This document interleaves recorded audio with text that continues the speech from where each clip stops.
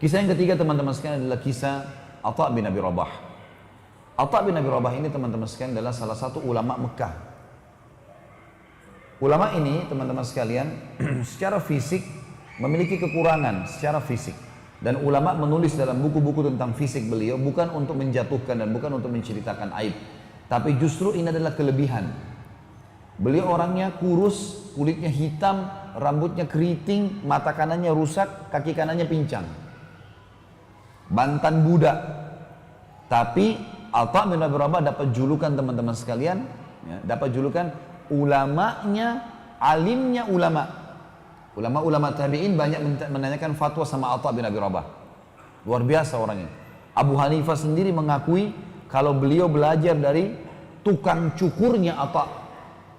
Abu Hanifah imam mazhab ya. Abu Hanifah pernah bilang, saya belajar dari tukang cukurnya Atha 5 hal. 5 hal. Dia bilang waktu saya sudah selesai umrah, lagi mau tahallul, saya datang kepada satu tukang cukur di situ, di dekat Masjid Haram.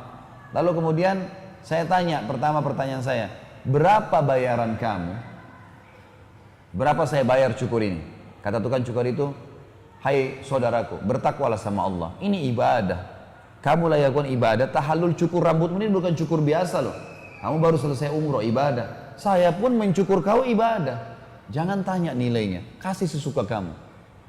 Kata Abu Hanifah, saya dapat pelajaran benar nih, ibadah nggak boleh ada nilainya. Udahlah, gitu kan? Allah akan balas. Baik. Dia bilang yang kedua, hukum yang saya belajar, saya begitu duduk, saya asal duduk saja. Kata tukang cukurnya, hai fulan, ya, menghadap kiblat lah, Ka'bah depan matamu. Kamu sekarang sedang tahallul. Alangkah baiknya kau hadap kiblat gitu. Dia bilang baiklah. Saya lakukan. Saya juga dapat pelajaran lain nih. Yang ketiga, saya memberikan sisi kiri kepala saya untuk cukur. Nih, sisi potong dari sini. Kata dia, bertakwalah kepada Allah. Sunnah Rasulullah SAW, cukur sebelah kanan. Mulai dengan kanan, jangan kiri. Kata Abu Hanifah, saya dapat hukum yang ketiga nih. Memang harus mulai dengan kanan. Nabi SAW gemar dengan sisi kanan. Yang keempat dia bilang, begitu saya lagi dicukur, saya diam aja. Abu Hanifah bilang, saya diam. Tukang cukurnya bilang, hai fulan, jangan diam, zikrullah, kau lagi ibadah, ngapain kamu diam? Kata Abu Hanifah, saya dapat ilmu yang keempat nih, ini dari tukang cukur gitu. Begitu selesai cukur dia bilang, saya lalu bayar, saya mau pergi. Dia bilang, sebentar fulan, kau mau kemana? Ini hukum yang kelima. Kata dia, saya mau pulang. Dia bilang, sebentar, kau baru selesai cukur tahallul. Sunnah Rasulullah berdoa. Doa habis umrah itu berdoa. Mustajab doa kamu itu. Abu Hanifah bilang mengatakan saya dapat ilmu. Tapi saya lihat wajahnya tukang cukur ini bukan seorang alim. Kelihatan dari wajahnya orang biasa, bukan ulama gitu kan. Lalu saya tanya, saya mau tanya kamu atas nama Allah. Dari mana kau belajar 5 hal tadi itu? Yang kau ingatkan saya. Dia bilang dulu waktu saya mencukur Atha bin Abi Rabah, Atha bin Abi Rabah ngajarin saya itu. Atha bin Rabah sudah meninggal nih. Abu Hanifah belajar 5 fikih masalah tahallul, di tahallul gara-gara tukang cukurnya Atha. Bayangin luar biasanya berkahnya ilmunya Atha itu. Atha sudah meninggal nih. Ini contoh saja. Atha bin Abi Rabah ini teman-teman sekalian punya banyak kisah, banyak kisahnya dan unik-unik kisahnya gini. Tapi salah satunya adalah Atha bin Abi Rabah ini pernah satu waktu dikeluhkan, datang orang-orang Mekah mengeluh pada beliau. Keluhan-keluhan banyak sampai kepada beliau. Maka Atha bin Abi Rabah niat mau datang menuju ke khalifah. Khalifah didatangi waktu itu. Datanglah Atha bin Abi Rabah, dia naik keledai sampai ke depan istananya khalifah. Dari Mekah teman-teman ke negeri Syam, zaman itu 1 bulan dengan kuda yang paling cepat. Kan ibu kotanya Khilafah Umayyah waktu itu Damaskus, ibu kota Syria. Dari Mekah ke Damaskus ini 1 bulan dengan kuda tercepat. Dia naik keledai bisa 2 bulan. Dia pergi ke istananya khalifah untuk menyampaikan masalahnya muslimin.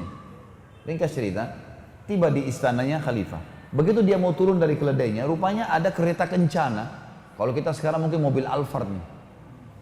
Kereta kencana datang dengan 6 ekor kudanya, keretanya mewah. Di dalam kereta ini ada orang lain namanya Atha Al-Khurasani. Ulama juga nih, ulama tabi'in. Dia juga namanya Atha, tinggal di Khurasan, di Iran, gitu kan, pada saat itu. Maka di dalam kereta ada anaknya, Atha Al-Khurasani punya anak. Anaknya ini cerita sama kita. Dia bilang apa? Saya melihat ayah saya turun dari kereta kencana mendatangi seseorang yang kulitnya hitam, mata kanannya rusak, kaki kanannya pincang, bajunya jubahnya besar, imamahnya sudah tua.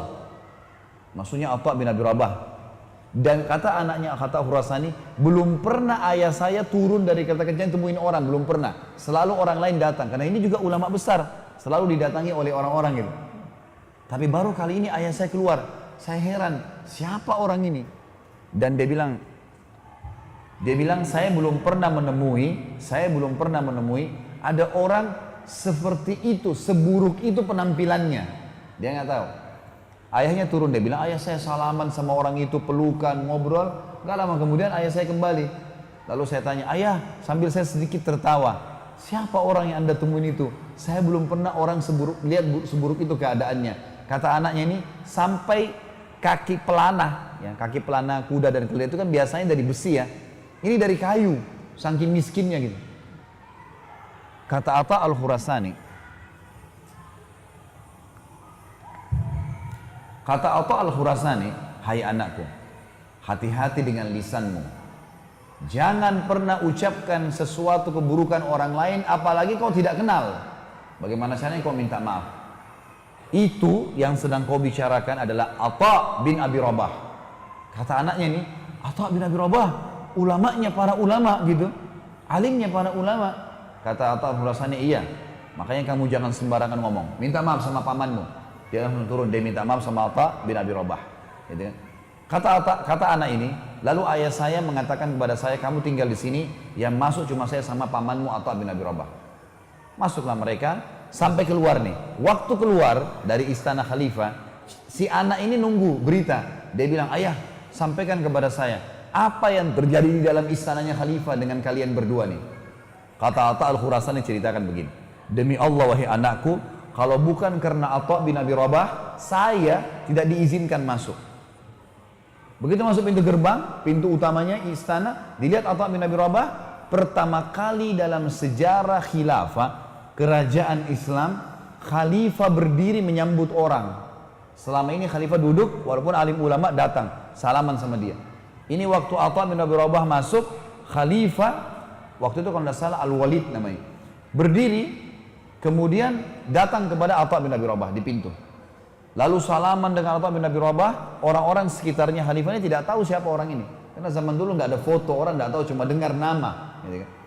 Lalu dia bilang, khalifah mengatakan kepada Atha Al-Khurasani, silakan duduk, disuruh duduk di satu kursi buat tamu gitu kan. Lalu Atha bin Abi Rabah juga mau duduk, si khalifah pegang tangannya. Ini sambil pincang jalan, sambil dipegang tangannya. Orang-orang semua lihat siapa orang ini. Penampilannya sederhana sekali, matanya buta sebelah kanan, kakinya pincang. Lalu kata khalifah, hahuna ya Aba Muhammad, kesini wahai ayahnya Muhammad. Ditarik tangannya. Ayahnya Muhammad julukannya Atha bin Abi Rabah, karena anak pertamanya namanya Muhammad. Dia bilang lalu terus saja khalifah memegang tangannya Atha bin Abi Rabah sambil mengatakan, hahuna Aba Muhammad, kesini ayah Muhammad, jangan duduk di sana. Terus sampai Al-Walid bin Abdul Malik mendudukkan Atha bin Abi Rabah di singgasananya. Duduk bersebelahan. Waktu duduk bersebelahan teman-teman sekalian, khalifah duduk di sebelahnya Atha, lalu kata khalifah, ada apa wahai ayahnya Muhammad? Ada hajat, ada sesuatu? Kata Atha, iya wahai Amir Mu'minin, ada banyak hajat, hajat muslimin. Kata khalifah, apa itu? Silakan sampaikan. Kata Atha, yang pertama, penduduk Mekah, tetangganya Allah, dan penduduk Madinah, tetangganya Rasulullah Sallallahu Alaihi Wasallam. Kenapa dia bahasakan ini? Karena di Mekah kan ada Ka'bah. Dalam bahasa Arab teman-teman, semua yang bersebelahan sama rumah kita namanya tetangga. Maka bahasa santunnya apa? Orang Mekah itu semua tetangganya Allah loh. Karena ada Ka'bah di sana. Di Madinah ada rumah Rasulullah SAW. Semua penduduk Madinah berarti tetangga Rasulullah. Terlambat ataya mereka. Ataya ini teman-teman adalah pemberian yang dikasih oleh pemerintah dari keuntungan pemerintahan, dikasih kepada orang-orang.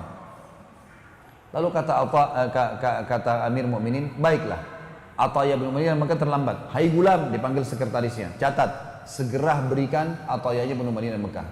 Baik. Apalagi ayahnya Muhammad, mujahidin yang sedang berperang di perbatasan antara muslimin dengan orang kafir. Mereka telat gajinya. Istri-istri mereka dan anak mereka datang kepada saya mengeluh, berikan gaji mereka. Kata Walid, gulam catat, kasih segera gajinya para mujahidin. Ada masalah lain? Ada, sampai 5 masalah. Masalah ini, masalah itu, semua masalahnya muslimin ini. Setelah 5 masalah disampaikan sama dia, saya ringkaskan. Maka dia berkata, Amir Mu'minin masih berkata, Walid masih berkata, ada lagi wahai ayah Muhammad, ada lagi masalah?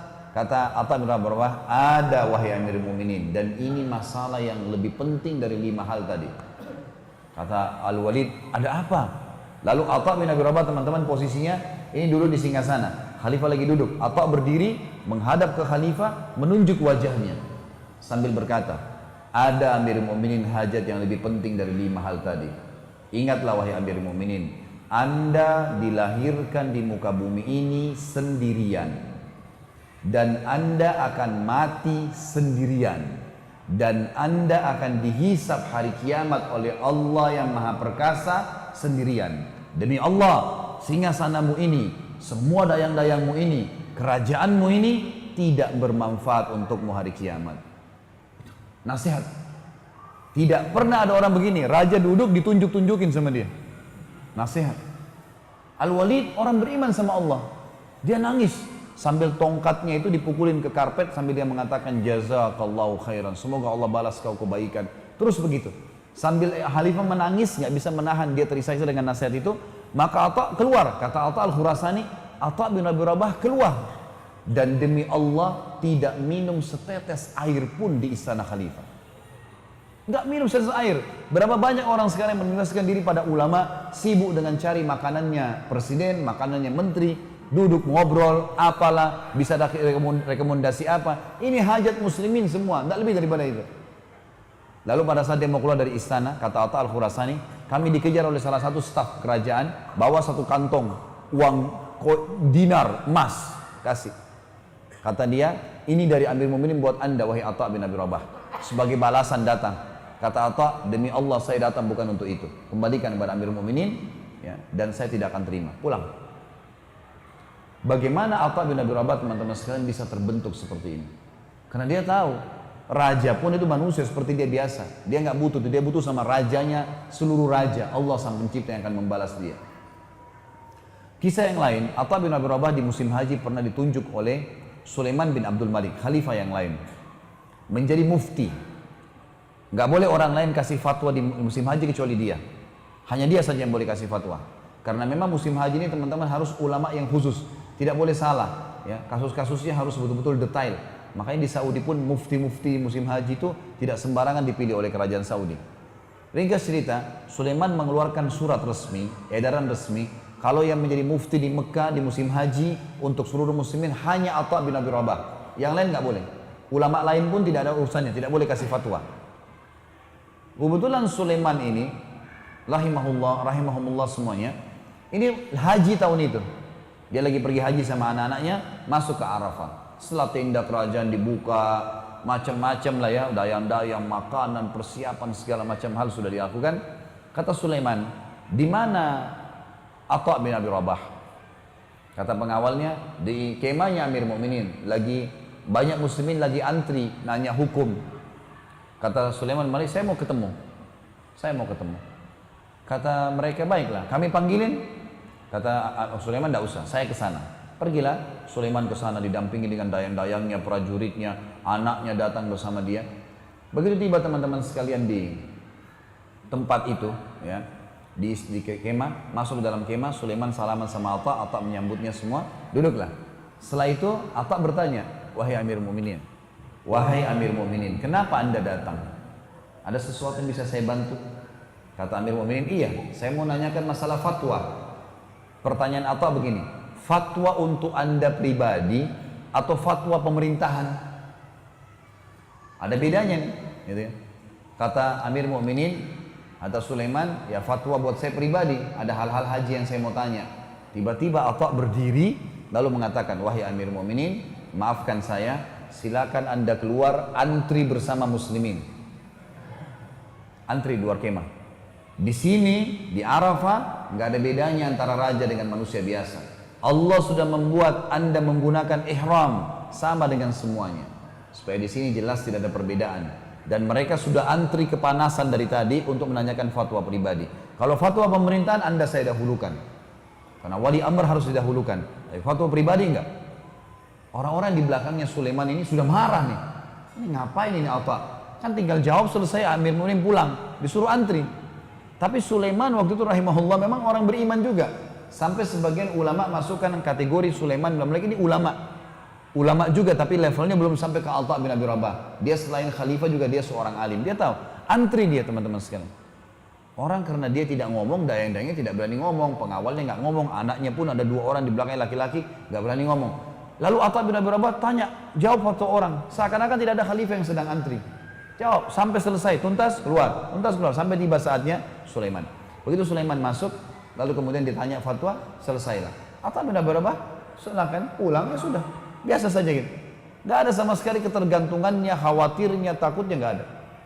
Pulanglah Sulaiman ke kemahnya. Dia tahu nih, Sulaiman tahu ada masalah. Kumpulin semua anak-anaknya, dayang-dayangnya, prajuritnya yang tadi hadir. Kumpul semua. Lalu dia ceramah. Setelah tahmid dan salawat dia mengatakan, wahai anak-anakku, ketahuilah yang dibuat oleh Atta bin Abi Rabah kepada saya itu benar. Jangan ada di antara kalian yang sedang marah dengan Atta. Di sini nggak ada bedanya antara Amir Mukminin dengan masyarakat biasa. Dan memang saya datang untuk menanyakan fatwa pribadi, bukan fatwa pemerintahan. Apa yang dilakukan benar. Tapi ketahuilah, yang membuat Atta bin Abi Rabah bisa melakukan itu pada saya karena ilmu agamanya. Karena hubungannya dengan Allah sangat baik. Sehingga Allah membuat dia mengalahkan singa-singa sananya para raja-raja. Dia nggak butuh dengan singa sana saya. Dia nggak butuh dengan saya. Karena dia sudah bergantung dengan Allah, raja yang sebenarnya. Nasihat yang sangat bijak dari Sulaiman.